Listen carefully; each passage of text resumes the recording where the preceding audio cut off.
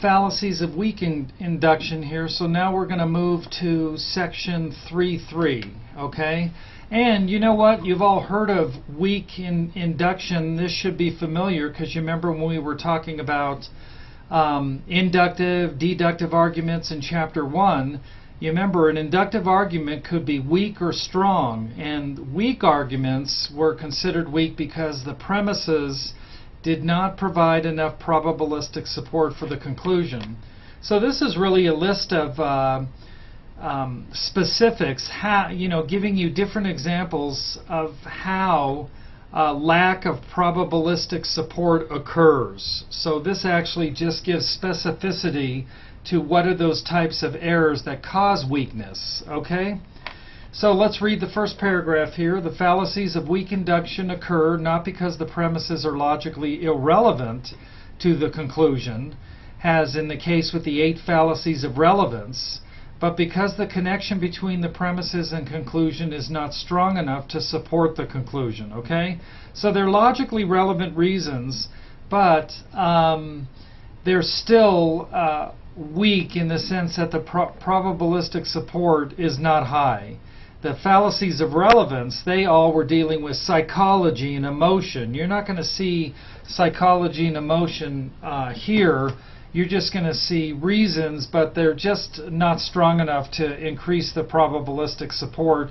And so it keeps these arguments in the weak category and not jumping it up to the strong category. Now, there were a couple things that I had said on the last lecture capture video. Some insights I gave you to help you kind of be able to recognize if you're given a certain problem in Hurley, and Hurley wants you, and I want you to be able to look at this particular line of reasoning and being able to identify what fallacy is being committed. I gave you some insights. I want to reiterate them. The first one here, let's get rid of that. First one is, don't over or under analyze. Don't over or under analyze. Okay? And what I meant by this is you're going to have to look at these problems in Hurley and look at them enough. So you don't want to underanalyze. You really have to kind of look around for clues, and that's important. But importantly, you don't want to overanalyze. You don't want to be splitting hairs on a word that you're not supposed to. Okay, and I think I mentioned this previous. If you split hairs and you say, well, it could be this, or it could be this, or that word means this, that doesn't mean necessarily you're a very smart and sharp person. It means that you don't have the skill of knowing when you're supposed to analyze and when you're not. Okay, if you're in the workplace, you're going to be confronted with several options. All of them could work. You have to pick the best option. And so overanalyzing, sometimes that's a liability. So this is an art, this art of interpreting. And overanalyzing can be a liability. It actually will make you indecisive. The second thing I said is know how each fallacy is distinct. Okay, if you have a couple fallacies, you keep getting them mixed up. You don't know how they're different. This is where you want to slow down and go, okay, I keep getting these two mixed up. You need to go back and look at each of those two carefully and study them enough until you know how each one is distinct. You remember last time I talked about red herring, missing the point, and straw man, and I gave you some things there to help you kind of know how they're different. So if you're having that struggle with some of the other fallacies, you need to slow down, go back, get your book out. How are they really distinct? What makes one different from the other? And that can help you. The third thing, let's see, I wrote it down here, is you want to kind of have this little principle. Which one is screaming the loudest? Okay? You're looking at a problem in Hurley. It could be this, or it could be that, or it could even be a third one. Your goal is, Hurley's not really trying to trick you there. Which one is screaming the loudest? Which one makes the most sense? Not to overanalyze. I shouldn't underanalyze. But what is this example or this problem really showing me? So you always want to pick for the one that's screaming the loudest. And then lastly, number 4, if you go to the back of chapter 3 that we're in, at the summary section, they will list all the fallacies right there. You may want to go to a Xerox machine and just copy those off. So there's a helpful summary. And so when you're deciding these and you're doing your problems, if you have this list out and it's just on one page, you can flip over instead of going back and forth through the book. That may make this a little bit easier. Okay, there's some general strategies, and let's talk about fallacies of weak induction. Let's get some specifics here. Okay, appeal to unqualified authority. This fallacy occurs when an authority or witness is cited who lacks the credibility in the field being discussed or the authority. And you can lack credibility or have weak authority for several reasons. You don't have the expertise, you're biased, you're prejudiced, you may have a motive to lie in this case or disseminate misinformation. Or you lack it, you're lacking the requisite ability to perceive or recall. Let's say you got memory issues going on. So all these various things, if you see this going on, it could make someone, unqualified has an authority. And the book, remember, it does mention, a person can be an authority in more than one field. So if it says they're one thing, fine, but you also have to have clues that they have expertise in another field. So in real life, a person can be an authoritative figure in more than one field, but you have to have evidence that that's the case. And if you have topics that are controversial, nobody agrees, you can bring in an expert, they can bring in an expert, and you may find your expert persuasive, but that's not going to make the argument persuasive for a lot of people, no matter how qualified your expert is. But, in relation to that, maybe we should talk about something here. In a lot of your classes, you're going to fall for this trap. A real important question is asked, right? And you're going to get several answers. Answer 1, you're going to get answer 2, you're going to get answer 3. Just because people give you a lot of different answers doesn't mean that for yourself you're unable to pick the one that you think that makes the most sense to you, because even though there's a lot of answers, unless they're like, here we have 3 different answers, right? If this had a 33% chance of being right, and this one was 33.3, and this one was 33.3%, if all 3 of these were all equal in terms of intellectual validity, rationality, then you got to throw up your hands and go, wow, I don't really know. But if someone asked a question, and even if it's controversial, and you're going to get a lot of people disagreeing you, just because you have different answers given doesn't mean you can't make up your mind, even if it's controversial. I've made up my mind about a lot of issues that are controversial. And a lot of the answers given, they're not going to be 33.3, 33.3, 33.3. One could be, this is only 20% for me, this is 10, and I think this one here is 70%, okay? So don't fall into the trap. The argument would be like this. Different answers to a question exist, right? Therefore, there is no truth. Truth in the matter. Okay, let me write that down there. Okay, that is a fallacy. Just because you have different opinions doesn't mean there isn't an objective answer, or the top 2 or 3, or even one answer that seems to be the right one. Okay, you don't want to throw up your hands and go, everybody disagrees, this is so controversial, Therefore, it's just one good argument against another. That's only the case, like I said, if it's 33.3, 33.3, 33.3.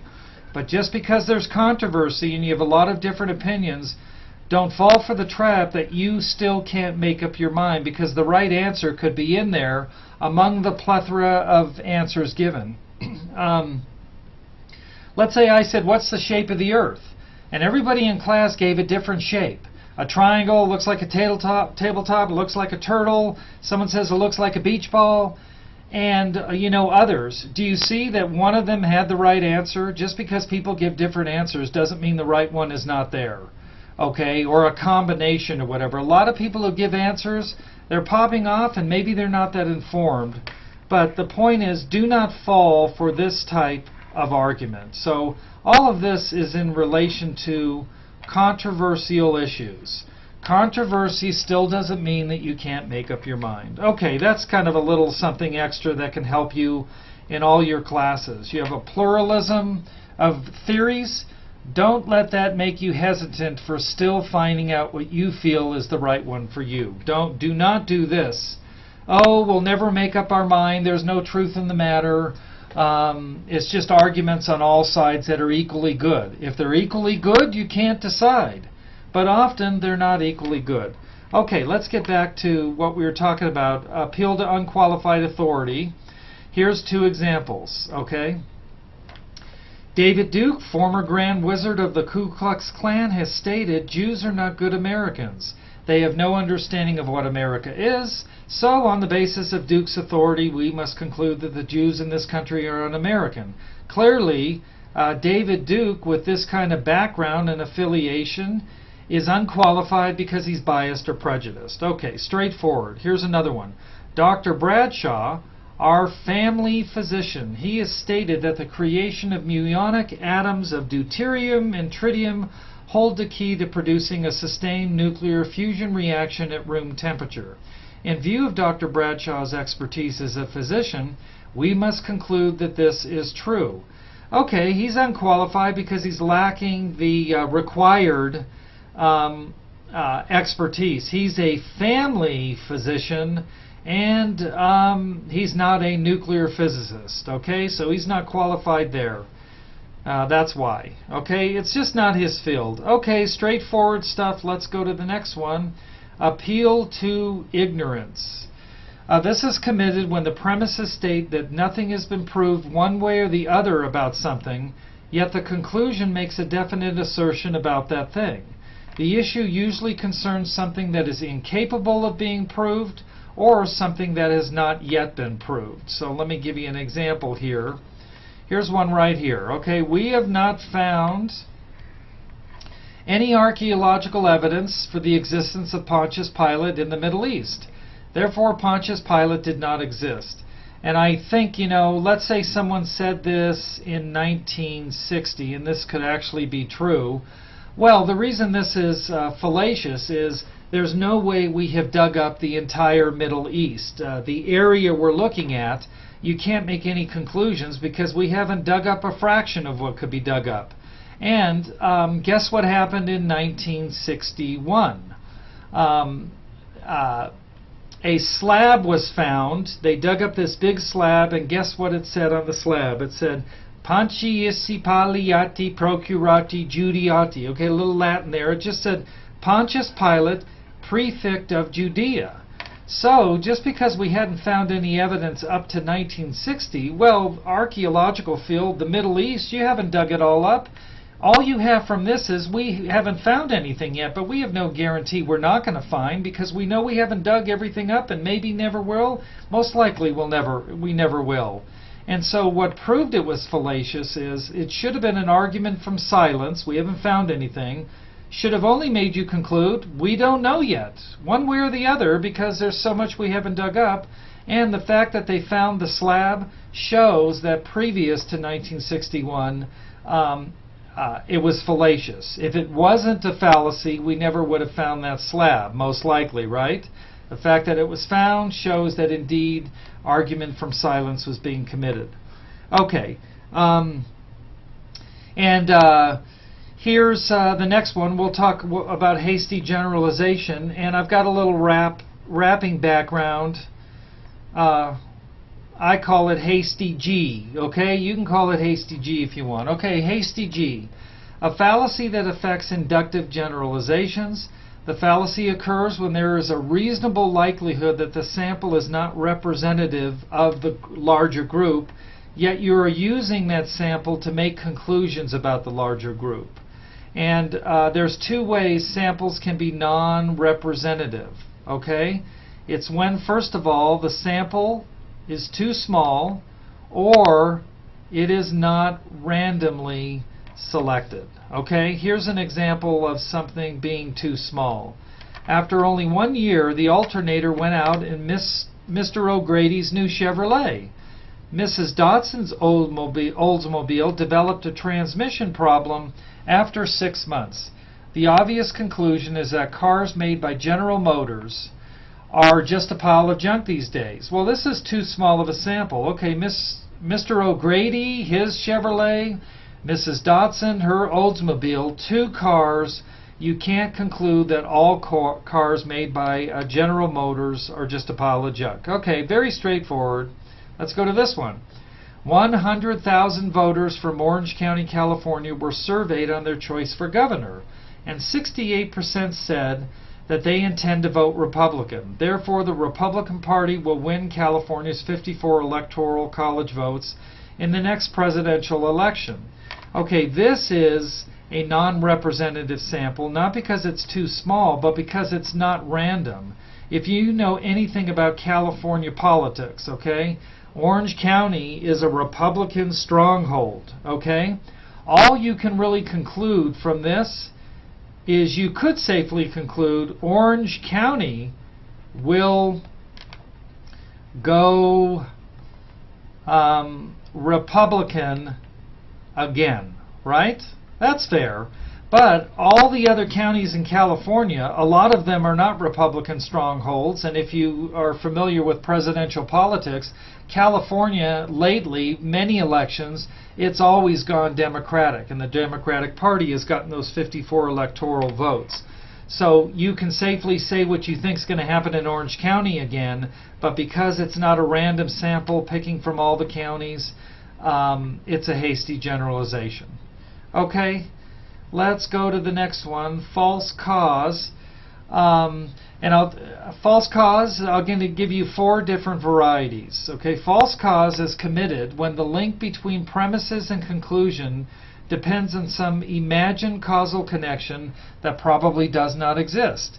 It is asserted that the conclusion depends on the supposition that X causes Y, whereas X probably doesn't cause Y at all.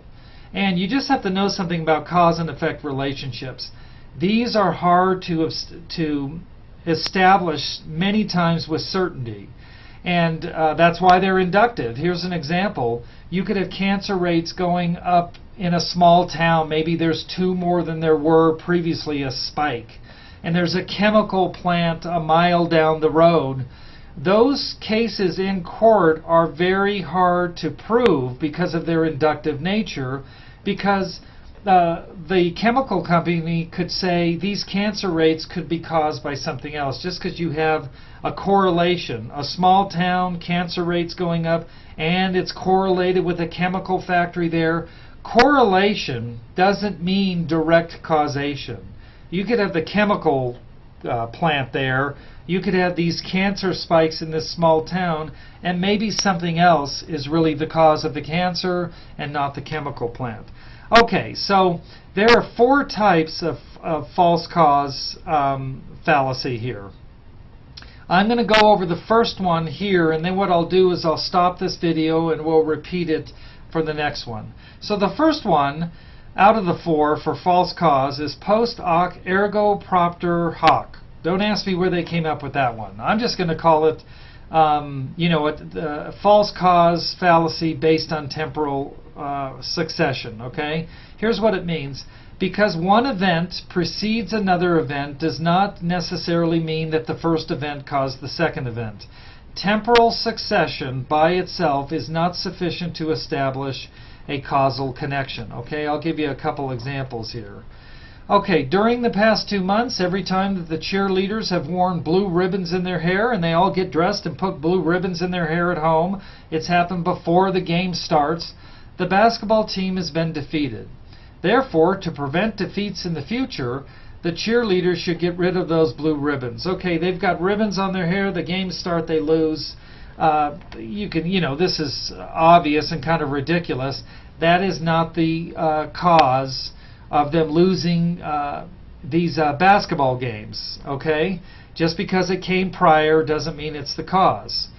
Here's another one, and some people actually believe stuff like this. A black cat crossed my path, and later, there's the temporal succession, I tripped and sprained my ankle. It must be that the cats are really bad luck, okay?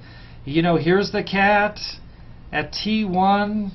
It's black, right? Black cats. And at T2, okay, T2, you wipe out